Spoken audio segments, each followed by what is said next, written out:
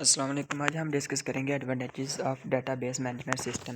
तो आज सबसे पहले तो हम देखते हैं कि एडवांटेजेस क्या होते हैं, उसके बाद हम डिसएडवांटेजेस भी देखेंगे। तो सबसे पहला जो इसका वो है डाटा सेंट्रलाइजेशन, यानी कि जो डेटाबेस मैनेजमेंट सिस्टम है वो हमें एक ऐसा पॉइंट, एक ऐसा प्लेटफॉर्म फराहम करता है कि जिस एक प्लेटफॉर्म के ऊपर बैठ कर हम जो है वो सारे जो प्रोसेस है उसको हम कंट्रोल कर सकते हैं। एक डाटा है हमारा, एक डाटा फाइल है, उसको हम एक पॉइंट के थ्रू कंट्रोल कर सकते हैं। पहले क्या था कि एक डाटा है, उसके आगे से सब डुप्लीकेशन फाइल्स है, इतनी डुप्लीकेशन फाइल्स है कि उसको कंट्रोल करना मुश्किल हो जाता है। तो जो डेटाबेस मैनेजमेंट सिस्टम है वो डाटा को इस तरह स्टोर करता है, इस तरह मैनेज करता है कि वो उसकी जो है वो हम उसको ईजिली एक पॉइंट के ऊपर एक्सेस कर सकते हैं। एक पॉइंट से हम यानी कि समझ लें कि एक चीज़ को हम ईज़िली एक्सेस कर सकते हैं, उसका कोई दूसरा बंदा उसको आकर ना मॉडिफ़ाई कर सकता है, ना अपडेट कर सकता है, और एक ही पॉइंट के ऊपर हम भी ईज़िली उसकी जो डुप्लिकेटेड फाइल्स हैं, उनको भी एक्सेस कर सकते हैं। तो इससे क्या होता है कि रिड्यूस डाटा रिडंडेंसी क्या होती है कि चूँकि फाइल्स है, एक फ़ाइल है, उसकी हमने आगे डुप्लिकेट फाइल्स बना के रखी हैं और न जाने कितनी डुप्लिकेट फाइल्स हैं, और अगर एक फ़ाइल में हमने ओरिजिनल फ़ाइल में अगर हमें कोई अपडेशन करनी पड़ी है, तो सारी फाइल्स में अपडेशन करनी पड़ेगी। तो जब हम सारे डाटा को एक पॉइंट के ऊपर एक्सेस कर रहे होंगे, एक पॉइंट से एक्सेस कर रहे होंगे, तो इससे हमें ये जो है कि जो अगर ओरिजिनल फ़ाइल में अपडेट की है, तो ऑटोमेटिकली दूसरी फाइल्स में भी जो अपडेशन है वो भी हो जाएगी। तो इससे जो डाटा है वो रिड्यूस रिडंडेंसी और उसके बाद उसकी जो एक्यूरेसी है वो भी इंक्रीज़ करती है। और इसको अगर हमने शेयर करना हो तो मल्टीपल यूज़र और मल्टीपल एप्लीकेशंस को जो है वो हम ईज़िली शेयर कर सकते हैं। उसके बाद है डाटा सिक्योरिटी। अब इसने क्या किया है कि डेटाबेस मैनेजमेंट सिस्टम जो है वो हमें एक सिक्योरिटी प्लेटफॉर्म भी फराहम करता है, एक ऐसे फीचर्स फराहम करता है कि जिससे सिर्फ हम अथॉराइज्ड पर्सन और वही पर्सन अगर एक्सेस कर सकता है जिसको हमने इजाज़त दी होगी। हमने यानी कि इसने डाटा को इनक्रप्ट कर दिया और इनक्रप्शन मेथड जो है उसको यूज़ करते हुए हम अनऑथराइज्ड जो पर्सन है उससे हम अपने डाटा को जो है वो बचा सकते हैं। उसके बाद database management system enforces data integrity consistence such as primary key. अब ये क्या करता है कि ये डाटा इंटीग्रेट कर देता है, फिर उसके थ्रू हम डाटा को जो है वो एक्सेस कर सकते हैं, और सिर्फ जो अथोराइज पर्सन है वो इसको एक्सेस कर सकता है। अब डाटा इंटीग्रिटी क्या होती है कि इसने क्या किया, कीज़ यूज़ की है, उन कीज़ को यूज़ करते हुए इसने जो डाटा है उसको सिक्योर किया है।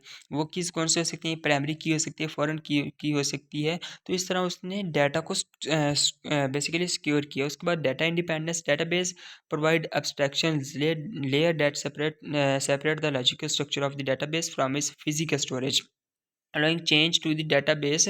यानी कि हमें अगर हमने एक फ़ाइल के ऊपर, पीछे हमने देखा कि अगर हमें एक फ़ाइल के ऊपर अपडेट करनी थी तो बाकी सारी फाइल्स भी इसके साथ अफेक्ट होती थी।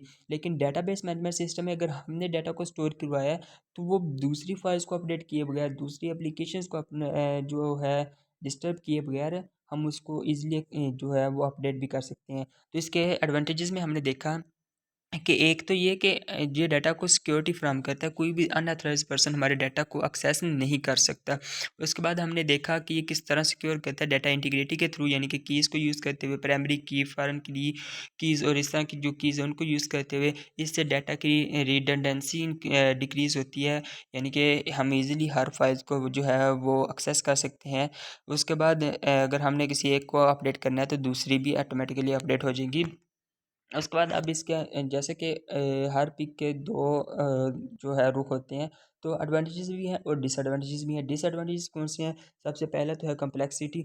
तो डेटाबेस मैनेजमेंट सिस्टम जो है ये बहुत कम्प्लेक्स सिस्टम होता है। इसके लिए हाई लेवल जो हाई स्किल होती है वो चाहिए होता है और बहुत पावरफुल नॉलेज चाहिए होता है। उसके बाद ही हम इसको जो है वो ऑपरेट कर सकते हैं। हर बंदा या फिर एक आम यूज़र जो है वो इसको ऑपरेट नहीं कर सकता।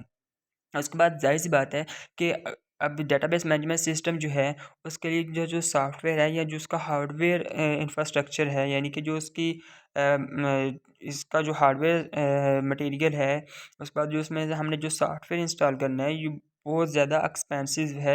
अब उसने इतनी ज़्यादा फैसिलिटीज़ प्रोवाइड की हैं, तो उसके लिए ज़ाहिर-सी बात है हमें हाई लेवल ऑपरेटिंग सिस्टम भी चाहिए होगा, और हमें हाई लेवल प्लेटफ़ॉर्म चाहिए होगा, जिस प्लेटफ़ॉर्म के थ्रू हम सारा डाटा को जो है वो कंट्रोल कर सकें। तो इसलिए इसकी कॉस्ट भी महंगी होगी।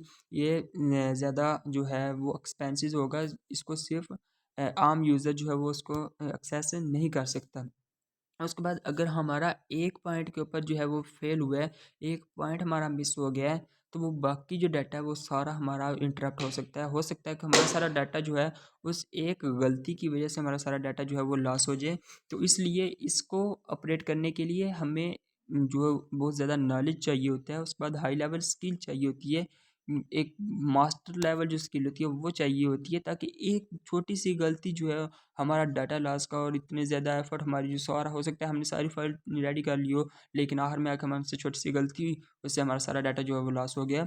तो इस सारी इफेक्ट से बचने के लिए हमें मास्टर लेवल स्किल्स चाहिए होती हैं, मास्टर लेवल नॉलेज चाहिए होता है, फिर जाके हम उसको ऑपरेट कर सकते हैं। एक आम यूज़र जो है उसको ऑपरेट नहीं कर सकता, क्योंकि ये इतना पावरफुल जो प्लेटफॉर्म है, तो ज़ाहिर सी बात है इसके लिए सॉफ्टवेयर भी हमें जो है वो पावरफुल सॉफ्टवेयर भी चाहिए होगा। उसके जो हार्डवेयर कंपोनेंट है वो भी कोई जो है वो रद्दी वाला माल नहीं, हमें हाई लेवल जो मास्टर लेवल की जो और एक जो पावरफुल फीचर्स हैं हमें वो चाहिए होती हैं। तो इसके लिए बहुत ज़्यादा कॉस्टली भी होती हैं और आम यूज़र इसको एक्सेस नहीं कर सकता। उसके बाद learning curve using a database effectively require user to learn special features. अब इसकी हमें फीचर्स को, फंक्शनैलिटीज़ को, उसके बाद हमें बार बार उसकी प्रैक्टिस करनी पड़ेगी, फिर जाकर हम डेटाबेस मैनेजमेंट सिस्टम है जो पढ़ सकते हैं। अब जब हमने एक बंदे ने फंक्शनैलिटीज़ को सीखना है तो उसके लिए उसको प्रैक्टिस करनी पड़ेगी, जितनी ज़्यादा वो प्रैक्टिस करेगा उतनी ज़्यादा उसको नॉलेज गेन होगा, लेकिन इसमें उसका बहुत टाइम और बहुत ज़्यादा एफर्ट जो है वो ज़ाया होगी। तो इसलिए डेटाबेस मैनेजमेंट सिस्टम का ये भी एक बहुत ज़्यादा डिसएडवांटेजेस है। नेक्स्ट है resource consumption. Database management system consume system resources such as CPU, memory and storage which can impact overall system performance. अब ये क्या कहता है कि इसने चूँकि सीपीयू, मेमोरी और स्टोरेज सिस्टम को भी आप इस ये कंट्रोल कर रहा होता है, तो ये क्या कर सकता है, अगर छोटी सी गलती हुई है तो ये सीपीयू और मेमोरी और स्टोरेज जो इस तरह के जो जितने भी कंपोनेंट हैं, उन सारे रिसोर्सेज को जो है वो एक छोटी सी गलती से इन सारे जो रिसोर्सेज हैं उनकी परफॉर्मेंस सारी डिक्रीज़ हो जाएगी, सारी जो परफॉर्मेंस है वो चेंज हो जाएगी, ख़त्म हो जाएगी। तो इसलिए इसका ये भी एक बहुत बड़ा डिसएडवांटेजेस है। एडवांटेजेस में हमने देखा कि ये हमें सिक्योरिटी प्रोवाइड करता है, अनऑथराइज्ड पर्सन इसको एक्सेस नहीं कर सकता। हमने अगर इसको अपडेट करना है तो ईज़िली अपडेट कर सकते हैं।